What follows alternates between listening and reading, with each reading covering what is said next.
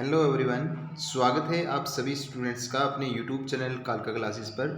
तो my dear students, आज की इस वीडियो में मैं आपको करवाने वाला हूं प्रैक्टिस पेपर 1, जो कि आपके टर्म 2 एग्ज़ाम के लिए काफ़ी इम्पोर्टेंट रहने वाला है।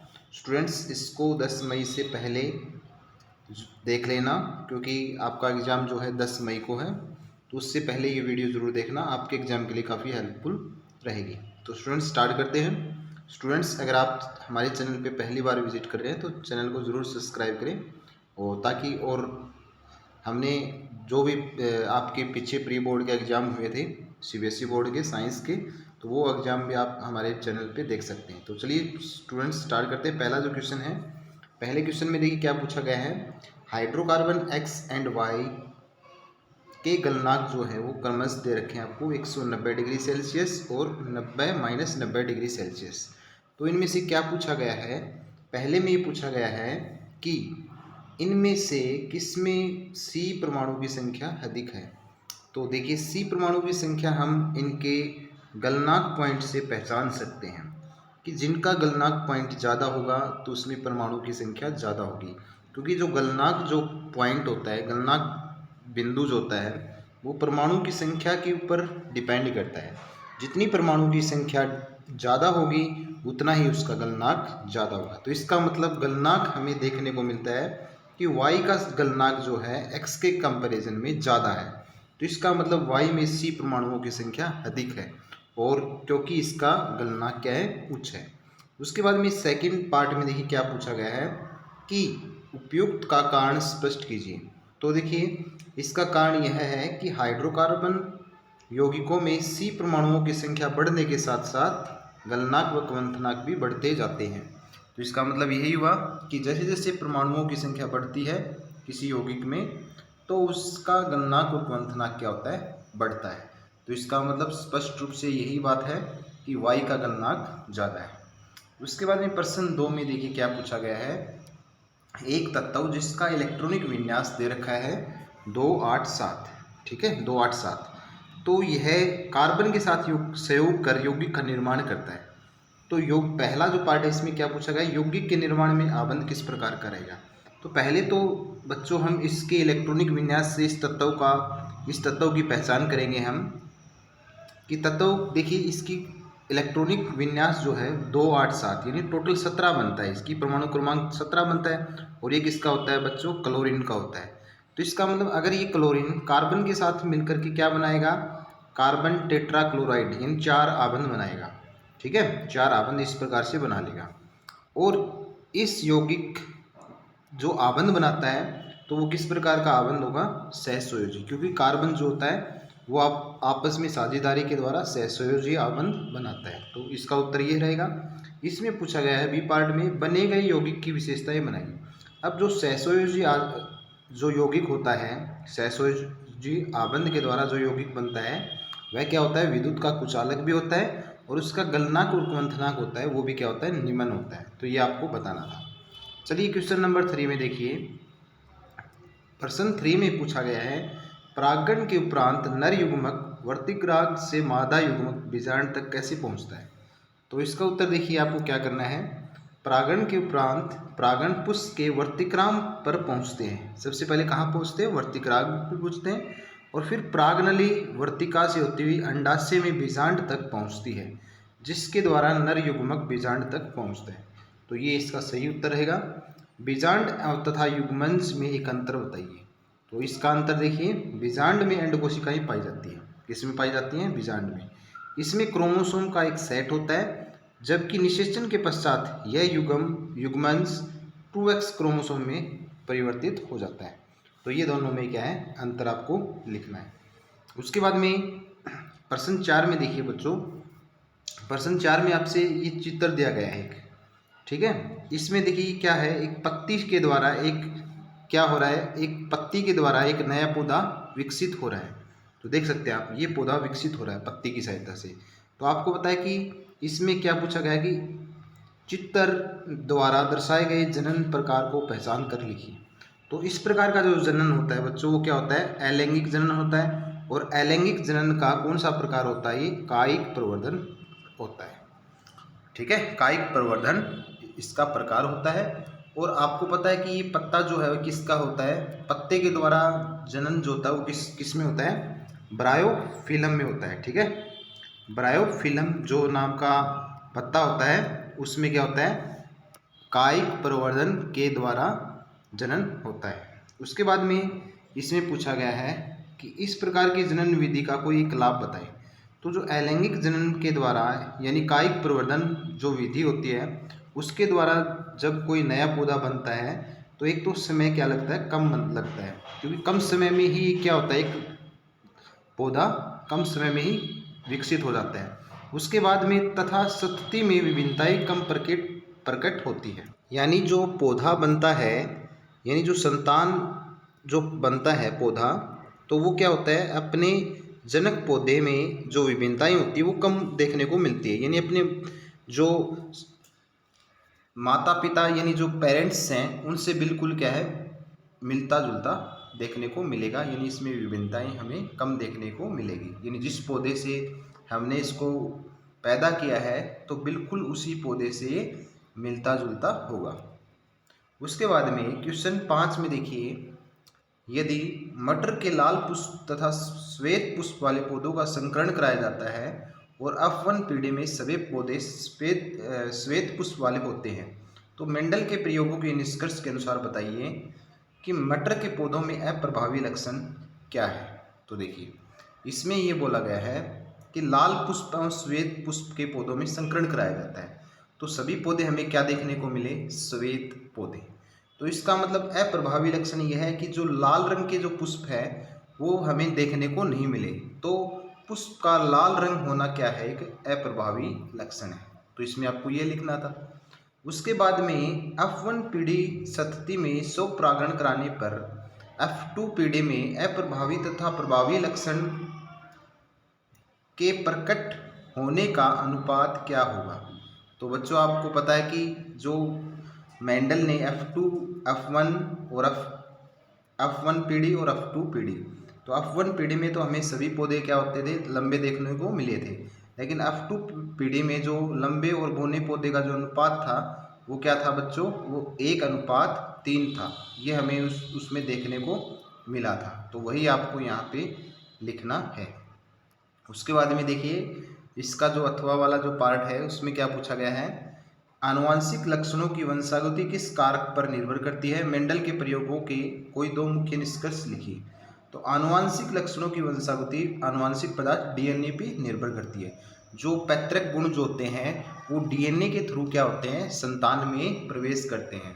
उसके बाद में मेंडल के प्रयोगों के निष्कर्ष क्या बताने हमें, मेंडल के प्रयोगों के निष्कर्ष जो है वो हमें बताने हैं, दोनों जनक संतति के लक्षण के निर्धारण में सहायक होते हैं और लक्षण प्रभावी और अप्रभावी हो सकते हैं।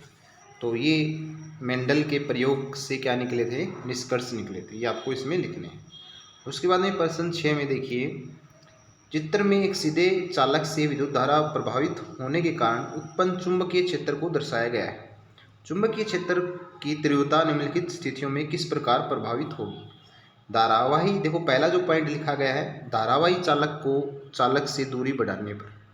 तो जो चालक होता है उसकी दूरी बढ़ाने पे क्या होती है, धारावाही चालक से चुंबकीय क्षेत्र रेखाओं की दूरी बढ़ने पे चुंबकीय क्षेत्र की प्रबलता कम हो जाती है। यानी जितनी दूरी बढ़ती जाएगी धारावाही चालक से उतनी ही चुंबकीय क्षेत्र की जो रेखाएं होती हैं, जो प्रबलता होती है वो कम होती जाती है। तो ये इसका उत्तर लिखना है आपको। धारावाही चालक में प्रभावित धारा का मान बढ़ाने पर, अगर धारा का मान जितना ज़्यादा बढ़ाएंगे तो उतनी ही चुंबकीय रेखाएं बनेंगी। तो चुंबकीय रेखाएं ज़्यादा होंगी तो चुंबकीय क्षेत्र की प्रबलता क्या होगी, बढ़ेगी। तो ये आपको लिखना है बच्चों। उसके बाद में अथवा वाला जो पार्ट है इसमें देखिए, यह चित्र विद्युत धारावाही प्रणालिका के अंदर रखे पदार्थ ए को चुंबकित करने को दर्शाता है।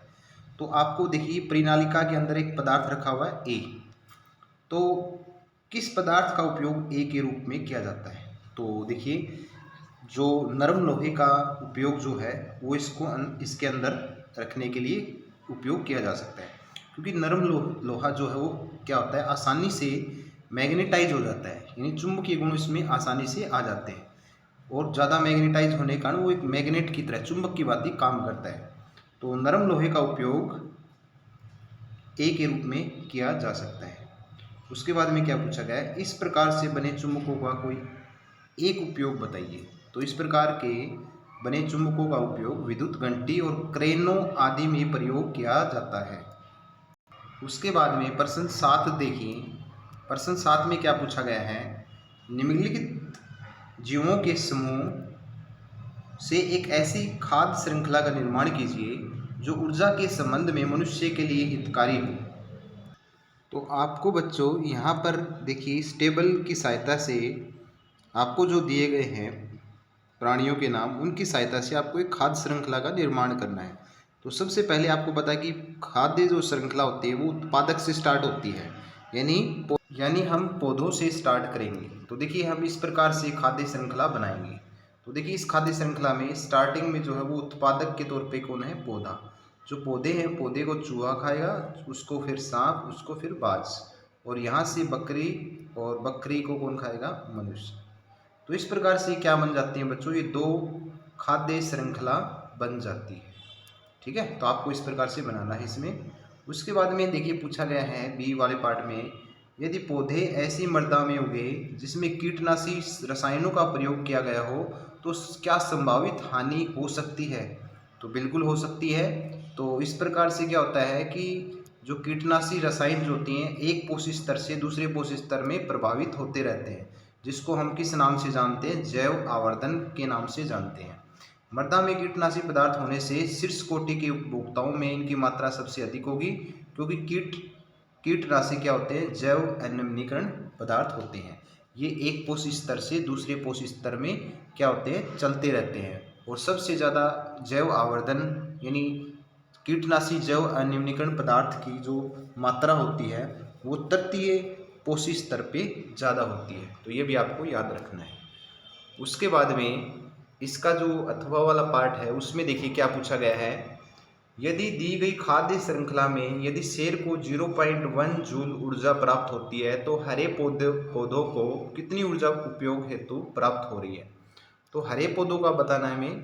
तो देखिए सूर्य की जो 1000 जूल ऊर्जा है उसका केवल 1% जो ऊर्जा होती है वो कौन अवशोषित करते हैं, हरे पौधे करते हैं। तो इसका 1% जो होगा वो कितना होगा बच्चों, वो 100 होगा। ठीक है, 1% जो है वो क्या होगा, 10 जूल होगा। वो कौन लेंगे, हरे पौधे लेंगे। ठीक है, ये याद रखना बच्चों कि सूर्य के प्रकाश का टोटल 1% हिस्सा यानी ऊर्जा का कौन अवशोषित करते हैं, हरे पौधे। तो 1000 का 1% जो होगा वो क्या होगा, 10 जूल होगा।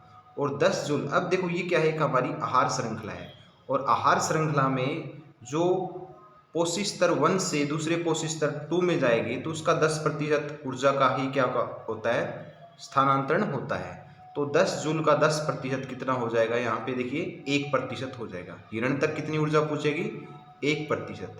अब इस 1% का 10% शेर तक कितना हो जाएगा, 0.1 जूल कहाँ तक जाएगी, शेर तक जाएगी। ठीक है, तो आपको इस प्रकार से बताना था। यानी पौधे तक कितनी आएगी, पौधे, हरे पौधे के पास कितनी आएगी, 1 जूल। ठीक है, 10 जूल आएगी। और हिरण के पास कितनी आएगी, 1 जूल। ठीक है, और शेर के पास 0.1 जूल। तो आपको ये बताना था इसमें। उसके बाद में इसकी व्याख्या हेतु नियम दीजिए। तो आपको व्याख्या हेतु इसमें क्या बताना है, ऊर्जा का 10% नियम क्यों व्याख्या करना है आपको, उसके बारे में लिखना आपको। किसी खाद्य श्रृंखला में प्रत्येक अगले पोषक स्तर के लिए केवल 10% ऊर्जा ही उपलब्ध हो पाती है। इसे 10% नियम भी कहते हैं, यानी ऊर्जा का 10% नियम कहते हैं इसको। तो हरे पौधे के पास कितनी रही, 10 जूल। उसके बाद हिरण के पास 1 जूल, और इसके बाद शेर में 0.1 जूल। उसके बाद में प्रश्न 8 में देखिए, आधुनिक आवर्त सारणी में एक आवर्त को उसके तत्वों द्वारा नीचे दर्शाया गया है। ठीक है, तो आप ये देख सकते हैं, n की स्थिति आवर्त और समूह के संबंध में बताइए। तो आपको बताना है कि नाइट्रोजन का जो आवर्त और समूह दोनों बताना है आपको। तो नाइट्रोजन का जो बच्चों आप आधुनिक आवर्त सारणी में देखेंगे तो इसका जो समूह होता है वो 15 होता है। क्या होता है, समूह जो होता है वो कितना होता है बच्चों, 15 होता है। और इसका आवर्त देखिए हम कैसे पहचान पाएंगे कि नाइट्रोजन की परमाणु जो संख्या होती है वो 7 होती है, तो उसको हम 2 5 लिखेंगे। तो इसमें कितने कक्ष हैं, देखिए काउंट कीजिए, के और एल 2 कक्ष हैं। तो 2 कक्ष हैं, तो इसका आवर्त जो होगा वो कितना होगा बच्चों, आवर्त जो होगा इसका वो 2 होगा। तो 2 इसका आवर्त होगा और समूह क्या होगा, 15 होगा। तो ये आपको बताना था, तो आपको यहाँ पे ठीक कर लेना है, आवर्त इसका क्या होगा, 2 होगा। ठीक है। उसके बाद में लिथियम से फ्लोरीन तक जाने पर परमाणु आकार किस प्रकार परिवर्तित होता है। तो देखिए, अगर हम किसी आधुनिक आवर्त सारणी में राइट से लेफ्ट तक जाते हैं, ठीक है, या हम लेफ्ट टू राइट जाते हैं, अगर हम लेफ्ट टू राइट जाते हैं तो साइज क्या होता है बच्चों, घटता है, और राइट टू लेफ्ट जाते हैं तो साइज क्या होता है, बढ़ता है। तो अब देखिए, आधुनिक आवर्त सारणी में इनकी स्थिति देखिए आप, लिथियम की स्थिति जो होती है वो क्या होती है, लेफ्ट साइड, बाएं साइड होती है, और फ्लोरीन की साइड क्या होती है, दाएं साइड होती है। तो लेफ्ट टू राइट जाएंगे अगर हम, तो साइज क्या होगा, घटेगा। ठीक है। तो आपको ये बताना है, इस आवर्त सारणी में क्या होगा, लिथियम से फ्लोरीन तक जाने पे परमाणु आकार कम हो जाता है, क्योंकि किसी आवर्त सारणी में बाएं से दाएं जाने पर परमाणु आकार कम होता जाता है। उसके बाद में पूछा गया है, उपयुक्त आवर्त में अधिकतम विद्युत ऋणी तत्व का नाम बताइए।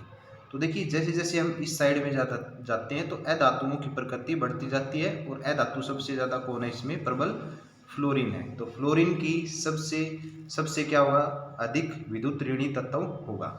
तो आपको बताना है, और याद रखना कि लेफ्ट टू राइट जाते हैं तो इलेक्ट्रोनेगेटिविटी यानी विद्युत ऋणात्मकता क्या होती है, बढ़ती जाती है। तो उसके बाद में देखिए, क्वेश्चन नंबर 9 में, यानी प्रश्न 9 है, एक कार्बनिक पदार्थ जिसका अणु सूत्र जो दे रखा है आपको C2H4O2 जल में विलय है, शीत ऋतु में यह जम जाता है तथा इसका गलनांक जो है वो 290 केल्विन है। इसको पहचानिए और इसकी इलेक्ट्रॉन बिंदु संरचना लिखिए। तो कार्बनिक यौगिक का अणु सूत्र जो है, इसको हम बच्चों क्या लिख सकते हैं, ये लिख सकते हैं CH3COOH, और इसका नाम क्या होता है, इथेनोइक अम्ल होता है। अब आपको क्या लिखना है, इथेनोइक अम्ल की बिंदु संरचना आपको लिखनी है। तो बिंदु संरचना आप बच्चों ये नोट कर सकते हैं, इस प्रकार से इलेक्ट्रॉन बिंदु संरचना लिखी जाएगी। अब इसका क्या लिखना है आपको, समजातीय सदस्य लिखना है। तो समजातीय सदस्य में क्या होता है, CH2 का अंतर होता है, यानी एक CH2 आपको बढ़ा करके लिख देना है। तो देखिए, इथेनोइक अम्ल का जो सूत्र होता है वो CH3COOH होता है। अगर हम इसमें CH2 और बढ़ा देंगे तो क्या हो जाएगा, CH3CH2 और COOH, ये इसका सूत्र बन जाएगा, और इसका नाम जो होता है बच्चों वो क्या होता है, प्रोपेनोइक अम्ल होता है।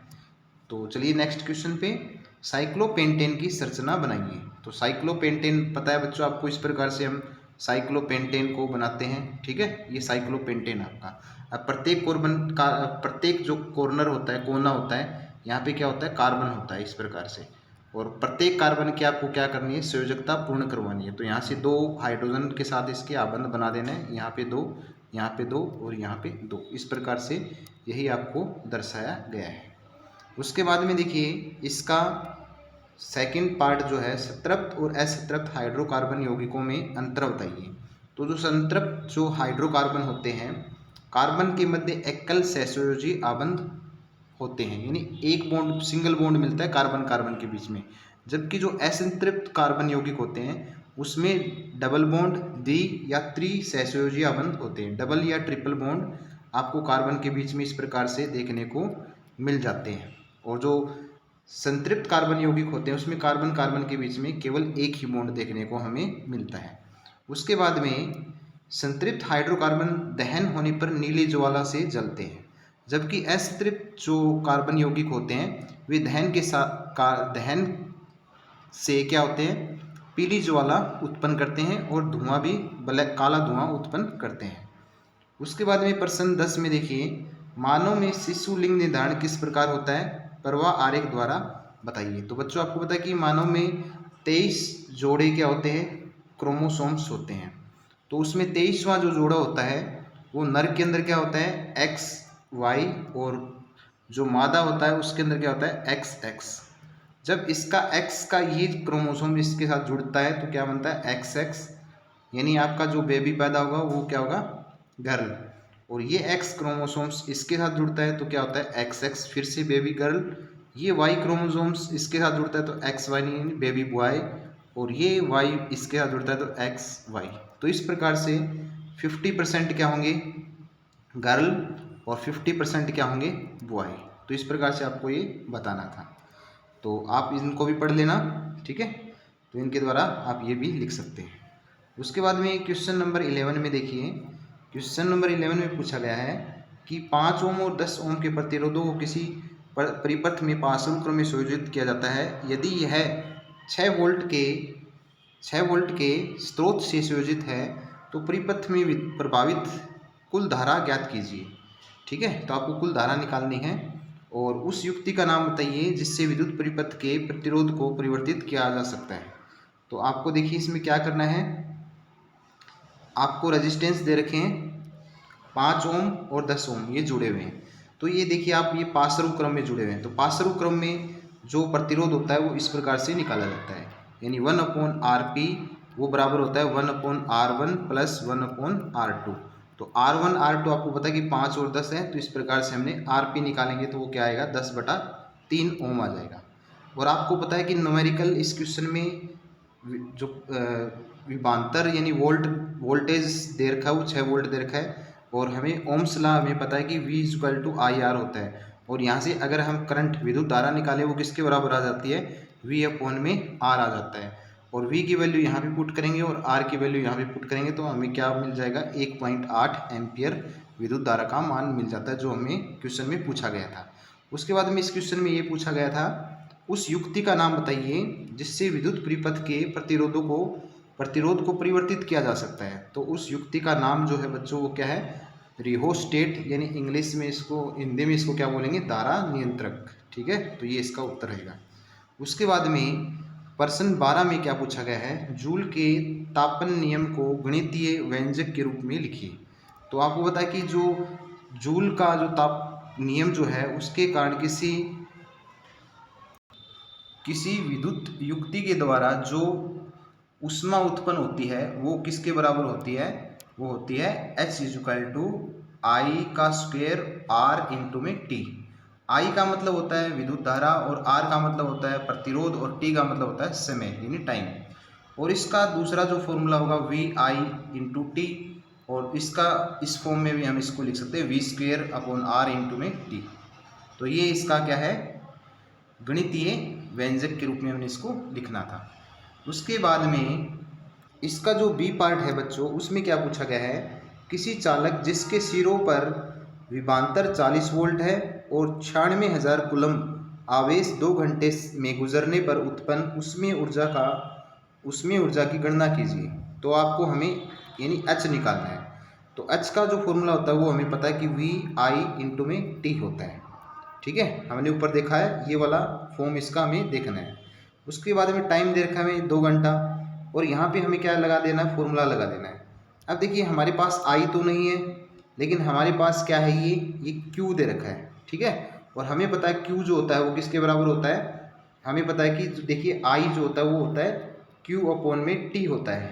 अगर हम Q को इस प्रकार से लिखेंगे, इस Q को हम ये भी लिख सकते हैं I×T। तो हमें क्या करना है, बस I×T के स्थान पे हमें क्या लिख देना है Q लिख देना है, और Q के साथ में इसकी क्या करेंगे, Q की वैल्यू हमें दे रखी है 96,000 कूलम्ब। तो यहाँ से इस न्यूमेरिकल को हम सोल्व कर देंगे, और हीट जो होती है वो एक ऊर्जा होती है जिसको हम जूल में एक्सप्रेस करते हैं। उसके बाद में देखिए अथवा वाला पार्ट है, इसमें देखिए क्या पूछा गया है,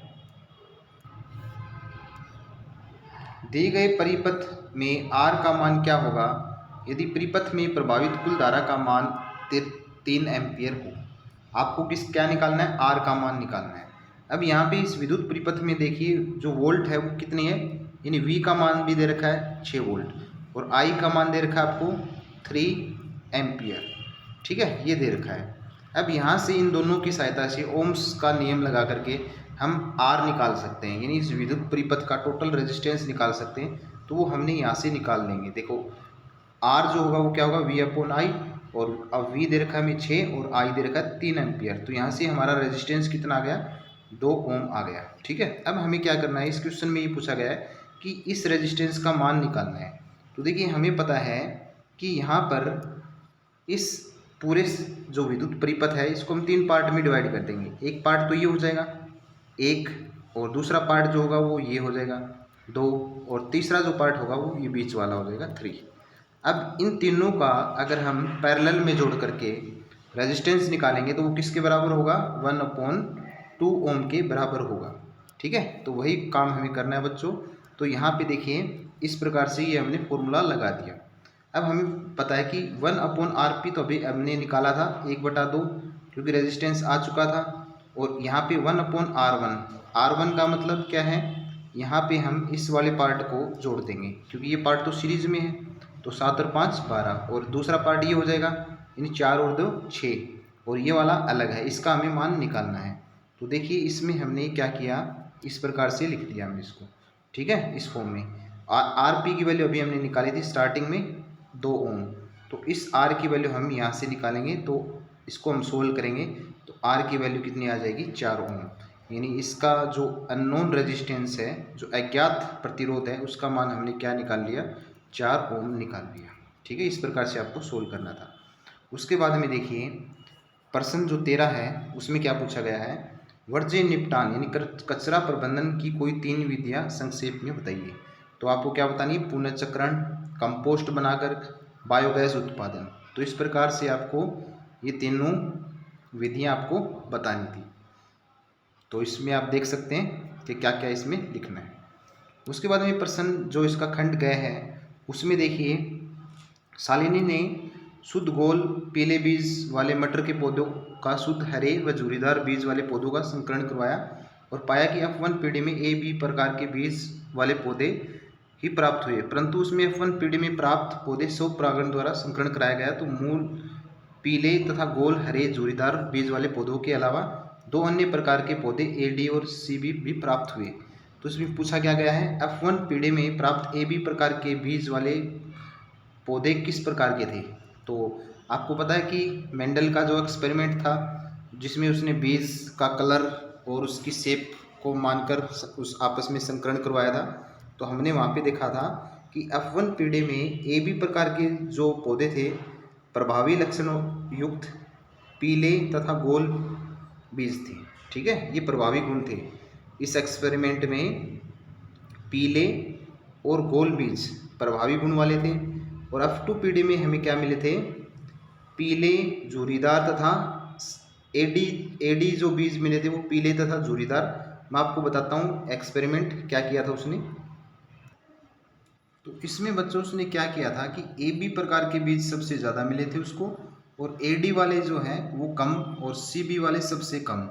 तो उनका जो अनुपात था, तो आपको बताना है कि जो AD वाले जो थे वो बीज कैसे थे, पीले और झुर्रीदार थे, और CB वाले थे वो कैसे थे, हरे और गोल बीज थे। तो उसके बाद में देखिए इनका अनुपात जो F2 पीढ़ी में प्राप्त सत्य को किस अनुपात में प्राप्त किया गया। तो ये अनुपात हमें देखने को मिला था 9:3:3:1, यानी 9 अनुपात में हमें क्या मिले थे, सबसे ज़्यादा बीज हमें मिले थे पीले गोल, 3 अनुपात पीले झुर्रीदार और हरे गोल, ये दोनों 3-3 अनुपात में, और सबसे कम जो है थे हरे झुर्रीदार, ये हमें कम देखने को मिले थे। और इनका अगर हमें इसमें पूछा गया फिर अथवा वाले पार्ट में, अगर 315 क्या लिए उसने पौधे पीले व गोल बीज लिए थे, तो इनके इस अनुपात के हिसाब से सभी की हमें संख्या भी निकाल सकते हैं। जैसे कि देखिए आपको इसका निकालना है तो इसका अनुपात और डिवाइड बाई अनुपातिक योग और गुणा में 315, इस प्रकार से हम इनका निकाल सकते हैं। तो देखिए इनका अनुपातिक योग कितना बन जाता है, 16 बन जाता है। तो इस प्रकार से प्रत्येक की हम संख्या निकाल सकते हैं। उसके बाद में तो संख्या निकालने पे हमें क्या मिला बच्चों कि क्या पूछा गया था, झुर्रीदार बीज वाले लगभग कितने पौधे थे। देखिए क्या पूछा गया है इसमें पूछा गया है 315 पीले व गोल बीज वाले पाए गए, तो पीले एवं झुर्रीदार तथा हरे झुर्रीदार बीज वाले पौधे कितने पाए गए। तो देखिए इसमें हरे एवं झुर्रीदार पौधे, ठीक है, तो इसका अनुपात हमें निकाल देना है। तो हम देखते हैं, तो पीले एवं झुर्रीदार लगभग 105 जोड़ीदार बीज और लगभग अप्रभावी लक्षण वाले जोड़ीदार बीज वाले पौधे वो 35 थे। तो अनुपात की सहायता से आप निकाल सकते हैं टोटल 315 में से। उसके बाद में प्रश्न 15 में देखिए क्या पूछा गया है कि आपको एक टेबल दी गई है। इस टेबल में देखिए क्या पदार्थ दे रखा है और ये प्रतिरोधकता दे रखी है। ठीक है, प्रतिरोधकता क्या होती है, जो रो से हम लिखते हैं। ठीक है, आर जो होता है वो इसके बराबर आता है हमारा L/A, और जो ये रो होता है ये क्या होता है, प्रतिरोधकता, इसको हम बोलते हैं। तो इस सारणी के आधार पे हमें प्रश्नों के जवाब देने हैं। तो पहला जो प्रश्न है, विद्युत का सबसे अच्छा चालक कौन सा पदार्थ है और क्यों। अब देखिए, प्रतिरोधकता की वैल्यू जिसकी सबसे कम होती है वो विद्युत का उतना ही क्या होता है, अच्छा चालक होता है। तो यहाँ से इस टेबल में हमें सिल्वर का जो विद्युत प्रतिरोधकता है वो सबसे कम देखने को मिला। तो इसका मतलब सबसे अच्छा चालक क्या है, सिल्वर है, क्योंकि इसकी प्रतिरोधकता सबसे कम है। उसके बाद में पूछा गया है कि घरेलू परिपथ हेतु विद्युत को तार कॉपर से बनाए जाते हैं, कारण दीजिए। क्योंकि कॉपर में प्रतिरोधकता अत्यंत कम तथा कॉपर सिल्वर की अपेक्षा कम मूल्यवान धातु है, अतः इसका उपयोग विद्युत तार बनाने में किया जाता है। तो इसका उत्तर ये रहेगा बी वाले पार्ट का। और सी वाले पार्ट में देखिए, ऊष्मक कुंडली बनाने में नाइक्रोम को उपयोग में लाया जाता है, कोई दो कारण लिखिए। तो नाइक्रोम क्या होती है बच्चों, एक मिश्र धातु होती है। इसका उपयोग ऊष्मक कुंडली बनाने में निम्न कारणों से किया जाता है। इसकी विद्युत प्रतिरोधकता अधिक होने के कारण तथा उच्च ताप पर ऑक्सीकृत न होने के कारण हम इसका उपयोग नाइक्रोम, इसको ऊष्मक कुंडली बनाने में इसका उपयोग किया जाता है। उसके बाद में अथवा वाले पार्ट में देखिए क्या पूछा गया है, घरेलू परिपथ में युक्तियों को पार्श्व क्रम में संयोजित किया जाता है, कोई दो कारण लिखिए। तो इस पार्श्व जो हमारे घरों में विद्युत परिपथ होता है उसको हम पैरेलल में क्यों जोड़ते हैं, तो क्योंकि पैरेलल में जोड़ने से क्या होता है, प्रत्येक युक्ति में विभवांतर समान रहता है, यानी V की वैल्यू प्रत्येक युक्ति में क्या होती है, सेम रहती है। ठीक है, समान रहती है। प्रत्येक युक्ति हेतु अलग अलग ऑन ऑफ स्विच होता है, जबकि जो श्रेणी क्रम में जोड़ते हैं उसमें ऑन ऑफ स्विच प्रत्येक के लिए अलग अलग नहीं होता, एक ही होता है। और पार्श्व क्रम में जोड़ने पे प्रत्येक युक्ति जो भी होती है उसका जो स्विच होता है वो ऑन ऑफ अलग अलग होता है। तो बच्चों ये था आपका लास्ट क्वेश्चन। वीडियो कैसी लगी बच्चों कमेंट करके ज़रूर बताना, और चैनल को स्टूडेंट्स सब्सक्राइब ज़रूर करना, क्योंकि हम आपके लिए इतनी मेहनत कर रहे हैं। तो स्टूडेंट्स आप भी हमें कुछ कीजिए हमारे लिए कि आप चैनल को सब्सक्राइब ज़रूर करें और अपने फ्रेंड्स के साथ शेयर ज़रूर करें। इसी प्रकार की वीडियो आदर्श प्रश्न पत्र 2 भी हम ज़रूर लेके आएंगे। कुछ दिन के बाद में आपको आदर्श प्रश्न पत्र 2 भी इसी चैनल पे देखने को मिलेगा। तो मिलते हैं स्टूडेंट्स नेक्स्ट वीडियो के साथ। अपना ख्याल रखना, टेक केयर।